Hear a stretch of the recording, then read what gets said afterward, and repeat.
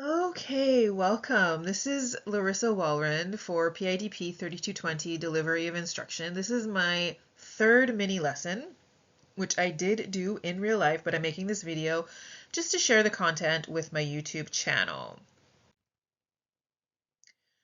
The topic today is self-care for desk workers. Sitting is the new smoking. This is something I say to my clients quite often because too many people are spending too much time sitting at a desk and it's causing real health problems. So the agenda for this video is our introduction, then a quick survey, a lecture and demo, then a para-share, and then a review, and then a summary. This should be about a 10-minute lesson. So objective for this lesson is to demonstrate skills and identify behaviors to successfully manage pain and tension to prevent injury due to desk work. Okay, quick survey. Raise your hand if you spend any time, any portion of your day at a desk. You currently or in the past have had headaches from desk work. You sore back from desk work. Injuries like carpal tunnel. Or, hold on a sec, carpal tunnel. And then also just what are some of the common complaints from desk work? So the most common complaints for desk work are, as you may have guessed, headaches, sore back, neck, shoulders. I say back, neck, and shoulders a lot in my notes. Carpal tunnel is a really common one. Brain fog, irritation, low productivity, and exhaustion and fatigue. These are things that come from just sitting for too long, lack of movement. So sitting is the new smoking. I say this not just because I've noticed it from my clients. I did a quick Google search, and so Copilot came up with these real diseases and dysfunctions that come from sitting too much based on science, based on studies. Chronic disease, metabolic dysfunction, mental health effects, and muscle weakness and mobility issues. Chronic disease is kind of a big umbrella term. There's a lot that can fit under that. Metabolic dysfunctions, because you're not moving, your cells aren't functioning the way that they should. Obviously, you can get really depressed from sitting too much, feeling chained to your desk. And obviously, your physical health will suffer from sitting too much. So, for our activity, no, not the activity, this is more for postural awareness. I use the rule of 390s. Your hips, your knees, and your elbows should be 90 degrees. Your feet planted solidly on the floor so that you can have all these degrees. Your chair should be adjusted and your desk should be adjusted so that you can have these degrees. These are the most biomechanically sound ways to function with your body. Obviously, moving a little bit, but not being stuck too much in any one is important, but this is your kind of benchmark for how to manage your body. Yeah, again, sit up straight, feet flat on the floor, shoulders back and down. Your ears above your shoulders, head forward posture is a really big problem with desk workers, so that's something that I have to treat all the time. So ears above your shoulders and engage your core while you're sitting.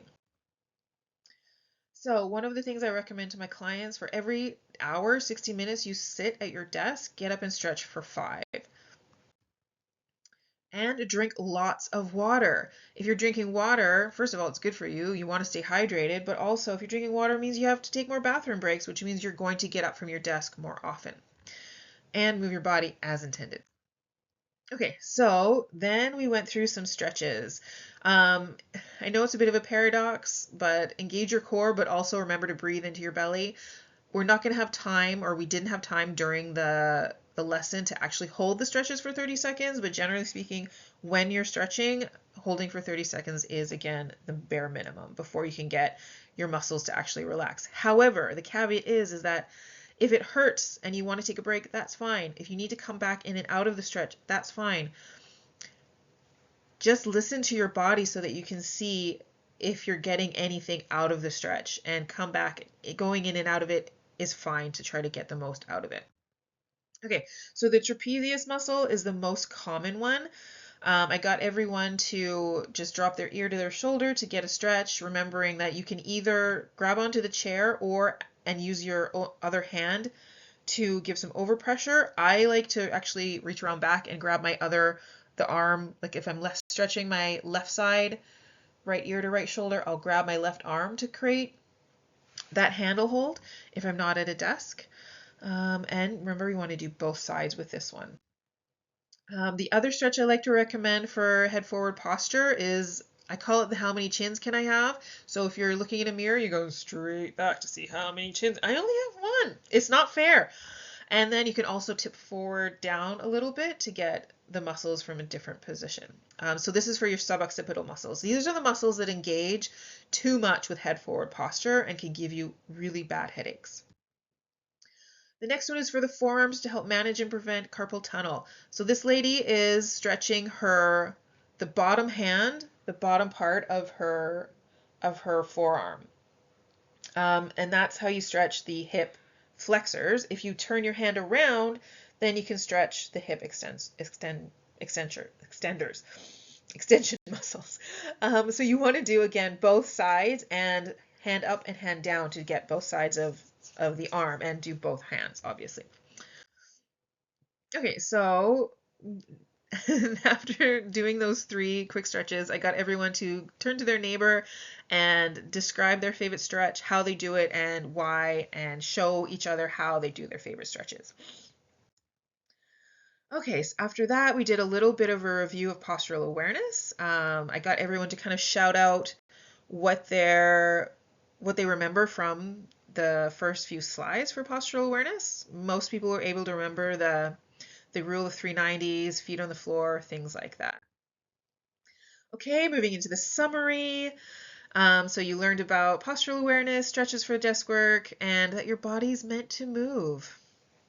And for this section, we also got to have a little Q&A if anybody had any questions.